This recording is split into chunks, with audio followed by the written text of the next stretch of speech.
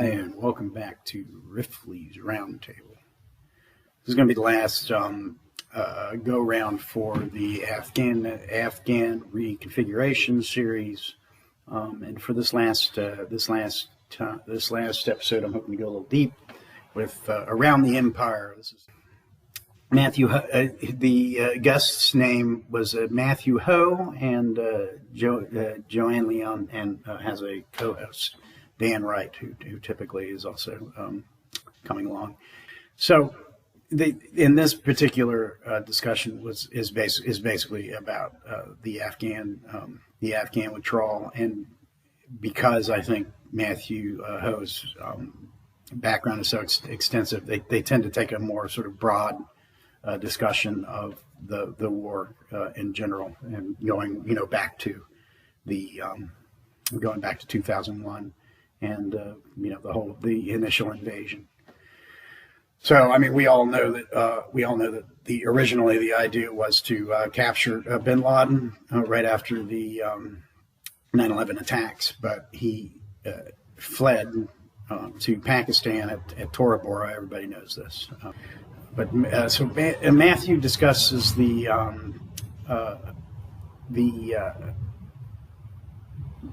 basically how this collapse could have happened, and his initial comment is that this is basically what defeat looks like. Well, I mean, this was inevitable. This is what defeat looks like. This was what was going to happen for as long as the United States had a policy of military victory in Afghanistan. For most of the last 2 decades, the United States operations in Afghanistan, its policy, its goals, etc., were simply the defeat of the Taliban and military victory, and primarily military victory, I believe, for domestic political reasons, and then there's some other reasons as well we could get into. But this is the consequences of that. Which I did after I did support the attack on Afghanistan for about a week, and it's about the last time I can remember having this old sentiment of believing in some degree in this kind of role of America as a peacekeeper. I feel kind of nostalgia for that, just even thinking back on it. But then they ended up bombing a Red Cross warehouse twice, which I found to be very odd. And at that point, I kind of just started smelling a rat, and I withdrew my support for the war at that time, which I'm sure was devastating for the Pentagon. Anyway, the discussion with Matthew begins with a discussion of what basically the withdrawal of the troops, or whatever it is exactly that they end up doing, and the idea being that because the focus of the war at the whole time was focused basically on its military victory in a kind of World War II almost sort of fashion, and no other possible sort of goals were really to be considered. The different roles of the Taliban, again, in the Northern Alliance and the provisional government, which we in the West see as very sort of discrete categories, but in this telling of the story, they're actually they're almost provisional roles that an Afghan fighter could inhabit at any given point. So they have a great description of it, where like one day a fighter might be a Taliban, and then the next day the same fighter might be part of the Northern Alliance, and it's a little bit. For us, we see it as these very distinct and warring factions. But basically in Afghanistan, for one reason, because they have faced so many occupations and basically dealt with so many occupiers, that they have kind of got a system going. They've been fighting for so long, 23 years then, that by the time the Americans arrived, the Afghans had developed an elaborate set of rules designed to spare as many fighters as they could, so the war would go on forever. Men fought, men switched sides, men lined up and fought again. War in Afghanistan often seemed like a game of pickup basketball, a contest among friends, a tournament where you never knew which team you'd be on the next game got underway. shirt skins. On Tuesday, you might be part of the fearsome Taliban regiment running into a minefield. And on Wednesday, you might be manning a checkpoint for some gang of the Northern Alliance. By Thursday, you could be back with the Talibs again, holding on your Kalashnikov and promising to wage jihad forever. War was serious in Afghanistan, but not that serious. It was part of everyday life. It was a job only civilians seemed to lose. And so that goes to kind of a point of how we have a view of what we were doing there, or at least that was presented to the public. I'm not on the inside, so I have no idea of, we're doing this counterinsurgency. We're going there to eliminate terrorists. We're doing seek and destroy missions. And the locals had their own kind of view of what was actually going on. And there's this kind of mismatch where, okay, well, I'm with the Taliban today, or maybe I'll switch sides. And I wonder if this tremendous collapse is partly due to the fact that these guys made deals and a lot of people ran, and some people just said, okay, I'll just surrender. And so instead of 90 days or 60 days or whatever the CIA told Biden, they all just sort of capitulated once we said we were leaving. Does that make sense to you, or is that a misread? But, I think that because the poverty rate in Afghanistan is, hovering around 90%, basically the upshot is being a soldier is a job. So if you can get the job, then that puts you up one already, and it doesn't, in some ways, necessarily matter, who you're working for. I mean, I think that's kind of a simplification on my part, but it seemed like basically that's where the conversation went in terms of that. So that would create a confusing situation for any strategist who, was trying to conduct an occupation in a conventional war manner, because it would seem that the enemy would always be changing, and the allegiances of individuals that you'd be working with as an American occupier or an advisor would be, I would think, a little inscrutable if you weren't aware of these local situations that were motivating individual fighters to inhabit certain roles at certain times. And that may end up being a problem as well. Now, because that was interesting to me to hear that part of the podcast, because that is not a thought that had ever occurred to me before, that there could be sort of, a fungibility between these different factions, these different roles in the Afghan military, quasi-military, the Afghan combatants. And basically, the way that Matthew, the guest, portrays it is that, there's the fighters and then there's the civilians, and typically there's the civilians who, tell me if this shocks you, bear the brunt of most of the fighting. Whereas a lot of these fighters, maybe are kind of in it for the ride. It's just, if you ever had a crappy job, you might have a kind of a bad sort of a flippant attitude about it, and you see that actually. And I don't think they bring this up in the podcast, but I've been seeing some of this footage of, for instance, when the plane is taking off, and we're talking about sort of the withdrawal again, the reconfiguration, as I like to call it. That the big transport plane is taking off, and all these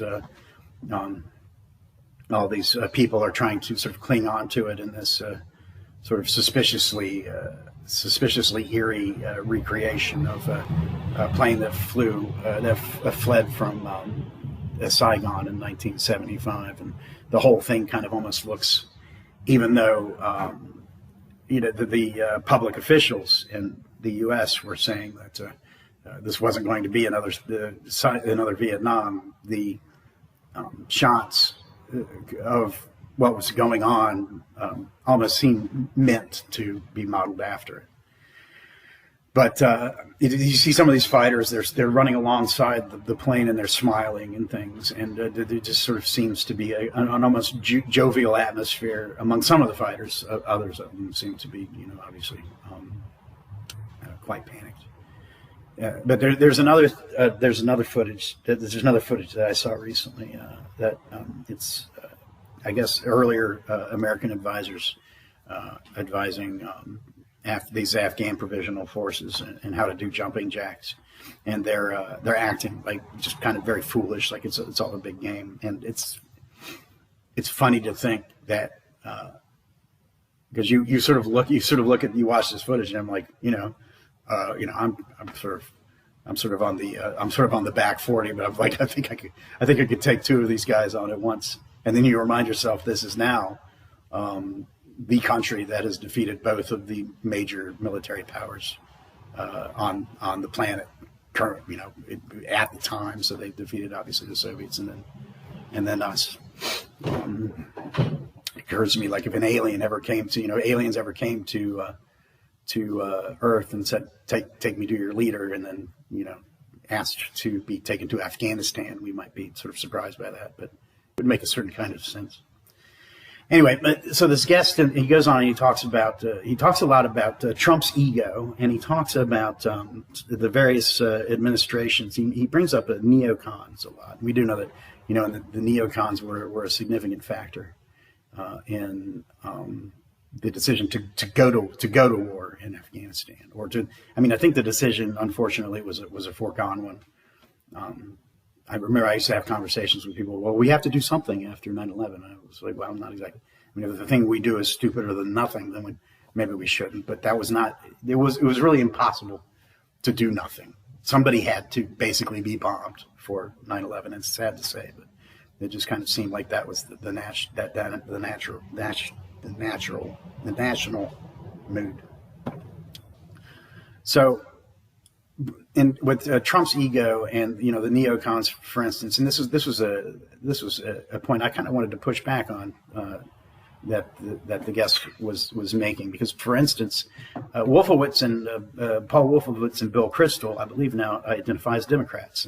There has been a big transition recently because of Trump, where a lot of traditional neocons, many of which used to be left or claimed to be leftists, Marxists, which I find strange.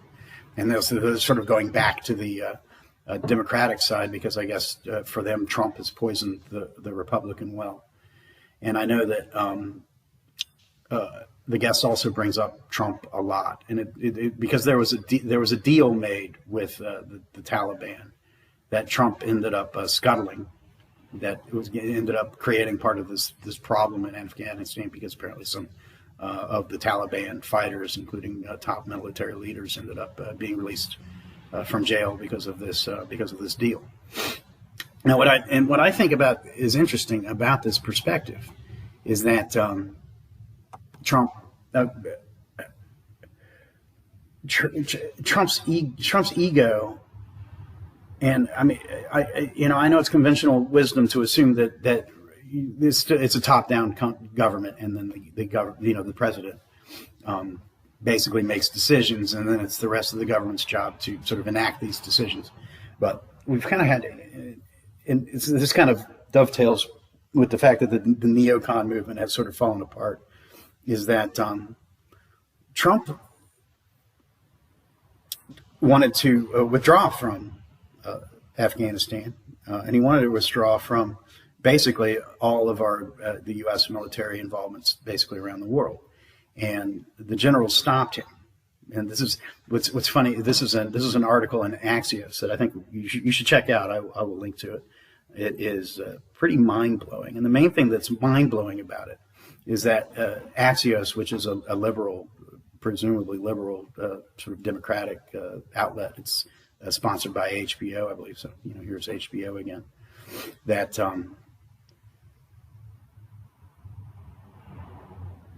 they were portraying this as a bad thing. It was, I think the whole series was called Trump's Unraveling. And one of the things that apparently would indicate his unraveling is that, he had gone insane, and that's why he was insane with his ego. And that's why he wanted to end all these military engagements. But of course, and this was written well before, these recent hijinks, which occurred under Biden, but could well apparently have occurred under Trump and have let Trump take the blame for it if the generals hadn't intervened. But I think more to the point is that this article says, without sort of calling any attention to it, that the generals are really the ones running things. So basically, there's also a line as well about Trump's decision causing a tumult in Congress, which gave me an indication that Congress has the ability to sort of veto the president as well. In league with the Pentagon, they can do that. And so that is a big deal, because the president is supposed to be the commander in chief. And if the Pentagon if the Pentagon is making these sorts of decisions or is able to sort of veto or sort of, scuttle presidential initiatives, then really it's the Pentagon that's in control. And the Pentagon is not supposed to be making policy at all. So that really should alarm people, but it doesn't. It certainly doesn't seem to alarm the writers at Axios. And apparently it only alarms me. But another thing that I wanted to mention. So basically, the upshot of that is, if we're going to talk about, Bush decided to go into Afghanistan, and then Trump decided to sort of create the conditions for the loss in Afghanistan, and then Biden was the one who did the withdrawal. That doesn't seem to me to be a kind of a worldview that helps to illuminate anything, because I don't think that these are unilateral decisions that are being made. They seem to be being made, by war planners in the Pentagon and by, other elected and probably, life appointed officials in the government. So basically, it's an oligarchy. It's not really a president who seems to be running things. But again, Matt's this guest's expertise is certainly far in excess of mine. So I can only share with you my impressions, my reactions from what he said. But one thing I do have a little experience in, maybe more than he is the media, and because I did do a little study of the media in college some years back. So one of the things that he says that I thought was very fascinating was he's talking about the first Iraq War in 1991 and sort of CNN and the role of embedding reporters in the military and so on, and the loss of this adversarial relationship with the press that existed in Vietnam that I think caused so much trouble for the war planners during Vietnam, and maybe they say led to the defeat in Vietnam. So he says that CNN had created this embedding process during the during the Gulf War, the first Gulf War. And he said CNN had only been around for a few years. But this is, a lot of people forget this. CNN had in fact been around since around 1980 or so. And the embedding process had been done in Panama. The invasion of Panama, and I believe it may have been done during Grenada as well, way back in 1983. So this is sort of Ted Turner kind of creating the modern reporter embedded system, and that it had taken a few years to put it into place. And there's kind of a semi-famous quote from Bush 41 at the end of the Gulf War, which was a very sort of extravagant victory for the U.S. at least, or it shaped up in a way that it could be portrayed as one. And Bush blurts out at some symposium or another, "We finally taken care of this Vietnam thing," which is kind of funny in retrospect, because now Afghanistan has become the place where Vietnam has been kind of recreated, right? With the sort of this cosplay of the fall of Saigon in Kabul, the Kabul airport. But it's kind of this understanding of the history of CNN is important, and the cable news, the whole cable news, the way the cable news reshaped how wars are covered. And it was after CNN developed this conciliatory relationship, more or less, with the military, that this coverage began to change. It was a lot less adversarial, and I think that this loss of the adversarial relationship between media and the military is a lot of what created the situation in Afghanistan that we see now. Because with an adversarial press, I don't think this would have ever happened, because we would have known about the problems way ahead of time. And, the Washington Post, a very sort of mainstream outlet at this point, did run the Afghan papers, something that they discussed quite a bit in the conversation. But no one else really drew much attention to it. So, again, the Afghan papers are kind of this weird cosplay reflection, sort of reification of the Pentagon papers, which actually created a huge uproar and may have been the main thing that ended the Vietnam War. It's hard to say, but the Afghan papers, though they were basically as damning, really didn't make much of a splash, and that's because I think the press apparatus has changed so much since Vietnam that it just sort of fell like a stone. It just sort of sank to the bottom of the lake, and nobody really talked about it much after that. So I think that, going forward, as we talk about some of these other issues that are kind of plaguing us, this theme, I think, is going to come up again quite a few times, because it's not like we didn't know that having a press that is compliant with the government is a bad scene. That was when I was a kid, everybody was complaining about Pravda and, the Soviet Union and how they didn't have, checks and balances, and, a fourth estate and all these kinds of things. And now we've found ourselves in a similar situation, and, it has not redounded to our benefit, let's say. So this is going to be the end of the Afghan Reconfiguration series. I think next time I'm going to talk about everybody's favorite subject, which is COVID-19. And I had seen some, I don't remember who this is, and it actually might be American Everyman who pointed this out, but whoever it was, if I remember, I'll give you credit. But they were talking about this famous scene from Marathon Man, a movie from 1976. I think it might have been nominated for Best Picture or something. It's a great film. But Dustin Hoffman's character, who's been kidnapped by the Nazis and is being tortured, physically tortured, is also psychologically tortured when a rescue is faked for him by his captors, and he thinks he's going to escape, and then he's brought back to the lair that he was rescued from, and he has to realize that, I thought I was free, but I'm not.